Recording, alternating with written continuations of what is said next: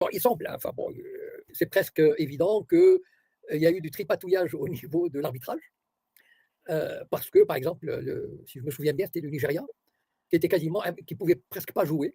D'ailleurs, non, l'Algérie, c'était un match de l'Algérie. Dès qu'ils touchaient la balle, ils ont eu 7 cartons jaunes en 10 minutes ou 20 minutes. Enfin, on leur a refusé un but. La finale, on aurait refusé un but Dans aux l'Algérie, Algériens. on n'a pas refusé un but, mais il y avait un penalty litigieux dans la C'est surface ça, qui n'avait pas été sifflé. Bon, tout à fait, voilà. Donc, en fait, il semble, d'après ce que bon, j'ai essayé d'écouter des informations ici ou là.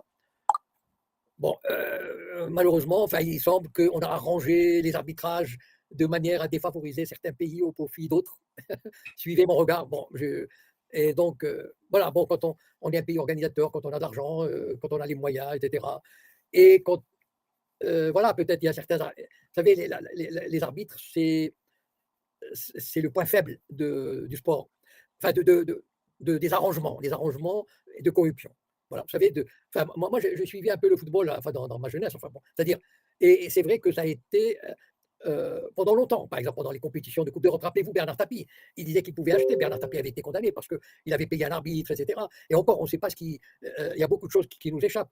Mais c'est humain, c'est-à-dire que, voilà, l'arbitre, il est payé, bon, peut-être, je sais pas moi, mettons, il est payé 5 000 € pour un match de Coupe d'Europe. Si vous lui proposez 30 000 € et en plus une visite sympathique dans sa chambre d'hôtel, c'est difficile de résister. Donc il y a eu, le football a toujours eu ce genre de problème. Voilà. Et je parle du football européen, hein. la Et corruption n'est pas un fléau qui existe simplement en Afrique.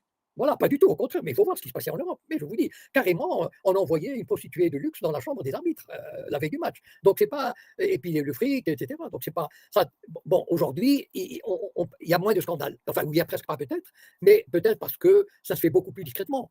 Heu, donc c'est pas, là où il y a le pouvoir, là où il y a du fric, on peut pas on peut pas échapper à ce genre à ce genre de choses. Il semble, d'après ce que j'ai vu, enfin d'après les reportages que j'ai entendus, il y a eu, enfin, manifestement, le match de l'Algérie, quand on distribue 7 cartons jaunes et on refuse un penalty, évident, quand on regarde les images, c'est évident, et que la VAR, ça veut dire on refuse d'appliquer la règle qui est élémentaire, qui est connue, enfin qui est appliquée partout. Ça veut dire l'arbitre va avoir le ralenti dans un écran de télévision et il décide.